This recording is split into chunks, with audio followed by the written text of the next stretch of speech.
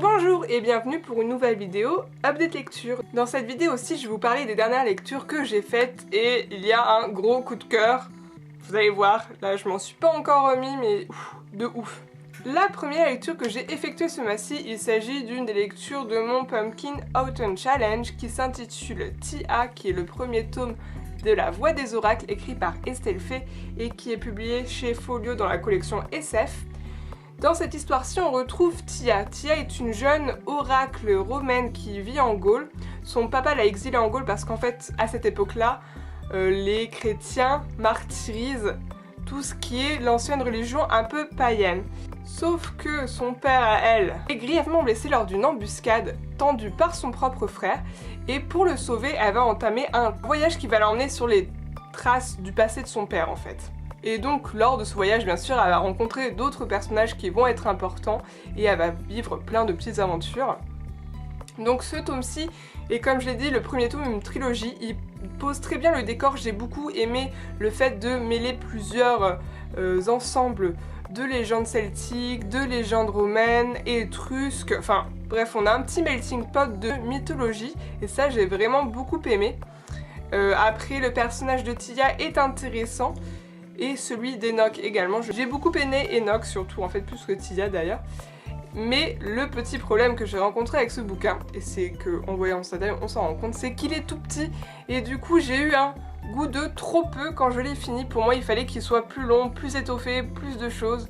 Donc j'ai vraiment hâte de savoir la suite de ce qui va se passer dans le tome 2. Parce qu'on reste sur la fin. Honnêtement, j'ai terminé très vite. Je pense que je l'ai lu en 2 jours, à mon avis. 2 jours en prenant mon temps, hein, c'est-à-dire par 2 jours de week-end. C'était vraiment en semaine et tout. Enfin, du coup, vraiment très rapide à lire. L'histoire est vachement facile à rentrer dedans. J'espère qu'on va plus en savoir sur les dieux, parce que les dieux, la mythologie, les créatures mythologiques sont présentes dans ce tome-ci. Donc j'ai vraiment hâte qu'on approfondisse ce petit côté-là, qu'on sache le pourquoi du comment. J'ai pas grand chose à dire de plus, sinon que j'ai vraiment bien apprécié l'histoire, que j'ai vraiment bien apprécié l'ambiance, mais voilà, goût de trop peu, il n'y a pas d'autre mot à dire. Ensuite on passe au gros coup de cœur, mais vraiment énorme. Ce livre m'a bouleversée. Ça fait très longtemps que j'ai pas eu un livre qui m'a autant bouleversée. Donc il s'agit de Nos faces cachées, écrit par Amy Harmon et qui est dans la collection R chez Robert Laffont. Juste le coup de cœur quoi, vraiment. Bon déjà, je vous l'ai déjà répété 150 fois, j'adore la couverture, je la trouve trop belle. Et donc dans cette histoire-ci, on retrouve le personnage de Fern. Fern est une jeune fille un peu effacée, pas très populaire dans son lycée en fait, et elle est folle amoureuse de Ambrose Taylor qui est le maxi beau gosse du lycée. Sauf qu'en fait, on arrive dans la période des attentats du 11 septembre en 2001 et que cet événement va bouleverser la vie de Fern, la vie d'Ambrose, la vie de leurs amis et qu'ils vont partir à la guerre, ils ne vont pas tous revenir et Ambrose qui va en revenir va être détruit psychologiquement et physiquement et Fern va essayer d'être là pour le reconstruire. Je ne veux pas en dire plus, franchement ce livre c'est vraiment une perle. Honnêtement j'ai vraiment adoré ma lecture, j'ai tout aimé en fait dedans. J'ai aimé le fait que l'on parte des attentats du 11 septembre et ça m'a ramené en fait à cette période-là tout simplement parce que quand le 11 septembre est arrivé, j'étais toute petite en fait, je me rendais pas compte. Mais c'est la première fois que j'ai vu une manifestation de violence et je m'en souviens très bien parce que c'est con à dire mais je rentrais de l'école et on avait l'habitude du coup de regarder une série qui passait à cette heure-ci en rentrant de l'école, donc c'était une petite série avec les jumelles Olsen, pour l'anecdote, hein. Et ce jour-ci, ben en fait on allume la télé, pas de série quoi, c'était les news pour le flash spécial, et du coup je me souviens très bien d'avoir ma mère qui s'occupait de mon petit frère pendant ce temps-là pour le déshabiller et tout, qu'il soit bien préparé pour rentrer, lui demander pourquoi j'avais pas ma série à la télé et pourquoi il y avait des tours en feu à la télé. Vraiment, je m'en souviens parfaitement. On est resté bloqué avec ma soeur devant la télé, on s'était même pas assis, c'est pour dire. Puis on a demandé à notre maman, mais pourquoi là? Pourquoi on n'a pas notre série? Pourquoi on a des tours en feu? Et je me souviens très bien de la réaction de ma mère qui dit qu'est-ce qui s'est passé? Il y a un truc qui arrive et qui a juste... c'est gelé quoi. Je me souviens très bien de ça. Je pense que sur le moment je n'avais pas du tout compris les implications de ce que ça représentait, mais c'est gravé dans ma mémoire de petite fille. Quand est arrivée l'annonce du 11 septembre, ça m'a ramené à tout ça personnellement, à ce jour-ci, Et je me suis mis à leur place, je me suis dit, déjà nous en tant que petite française on était choqués, mais là en tant qu'adolescents aux États-Unis, il y en a certains qui connaissent des personnes qui étaient à New York et tout. Donc voilà, déjà il y avait ça, cette partie-là que j'ai vraiment beaucoup aimé, cette partie d'analyse de ça. Après, ce que j'ai beaucoup aimé dans ce livre, c'est également la représentation de la moyenne classe américaine, en fait, tout simplement. Là, on a l'histoire d'une petite ville des États-Unis, middle class, les gens sont pas forcément très riches.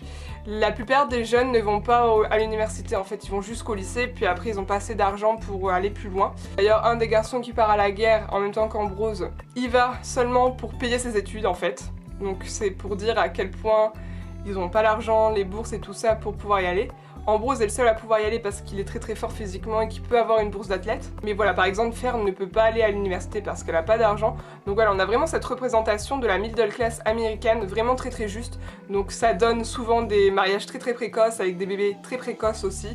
Donc les jeunes filles qui à 20 ans se retrouvent dans un mariage avec un gamin, pas des vies chouette pour elle alors qu'elle voudrait s'amuser, en fait finalement elles sont déjà mères de famille. On a le point de vue de Fern qui est la jeune fille que personne ne trouve attirante au lycée et qui finalement, en y repensant un peu plus tard, parce que ce livre aussi se passe vraiment sur plusieurs années, on se dit qu'en fait c'est peut-être ça qui lui a sauvé la vie par rapport à la vie pourrie qu'ont ses copines.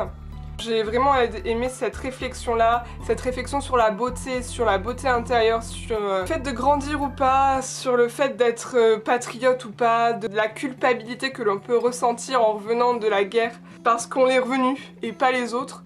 Enfin voilà, ce livre a tellement remué de choses en moi et en plus de tout ça, on a mon personnage favori de toute ce livre, c'est Bailey. Bailey, c'est le cousin myopathe de Fern, c'est un peu son âme sœur en fait. Ils font tout ensemble, c'est son meilleur ami, c'est son cousin, et Bailey est juste un personnage extrêmement attachant, drôle, enfin tout ce qu'on veut. C'est vraiment le meilleur être humain, et quand on voit ça et qu'on compare à son handicap qui du coup fait qu'il est en fauteuil roulant, qu'il ne peut rien faire, que ses muscles s'atrophient, on se dit que la vie est injuste, mais il y a aussi Fern qui a une très bonne réflexion sur cela. Elle se demande si vraiment Bailey n'avait pas cet handicap, serait-il la même personne? Et c'est plein de petites réflexions comme ça dans ce livre qui vraiment nous fait plonger au fond de nous-mêmes, nous fait nous questionner, nous fait vraiment réfléchir en fait. Il n'y a pas d'autre mot, ce livre aussi m'a fait réfléchir, mais vraiment.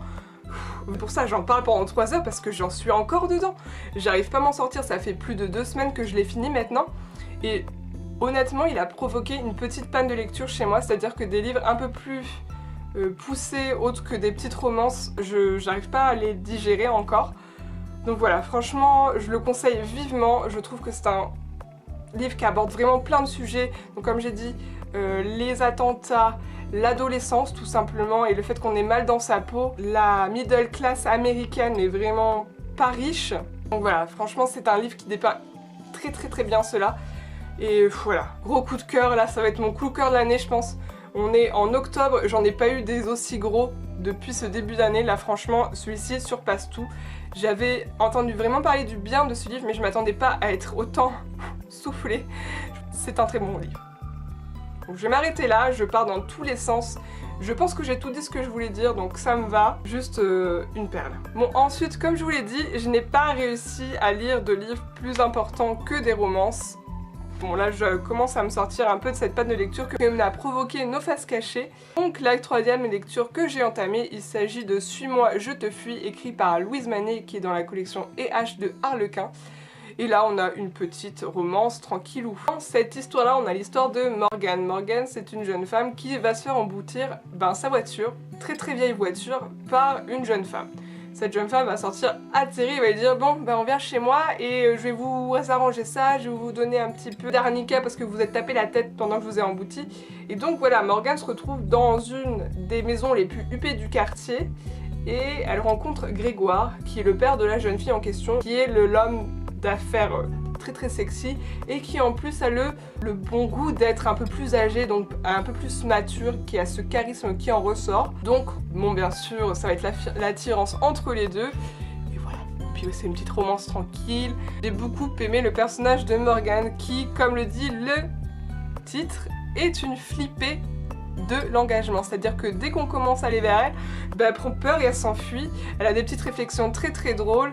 Après, bon, ça casse pas trois pattes à un canard, c'est assez convenu comme histoire, mais c'est très détendant. Et après la lecture de Nos Faces Cachées, j'en avais besoin honnêtement. Donc je ne regrette pas du tout mon choix. Ce que j'ai vraiment beaucoup apprécié, c'est la fin, c'est que ça finit très abruptement. Et on n'a rien. Donc ça m'a beaucoup plu parce que ça change un petit peu. Il n'y a pas de happy ending, on ne sait pas, on reste sur l'expectative, donc ça m'a beaucoup plu. Je vais pas en parler pendant 50 ans, c'était une petite romance sympathique, bien drôle, avec des personnages un peu clichés, mais bon, on aime bien ça de temps en temps. Voici pour mes 3 dernières lectures, j'espère que ça vous aura plu, ce petit update lecture. Si vous avez lu une de ces histoires, n'hésitez pas à me le dire en commentaire, notamment si vous avez lu Nos Faces Cachées, honnêtement, j'aimerais bien en parler, parce que là, ça me bouffe encore, j'arrive pas à m'en sortir, hein, personnellement. Et donc si vous avez des suggestions de lecture également, n'hésitez pas en commentaire. Et moi je vous dis à bientôt pour une prochaine vidéo et bisous bisous.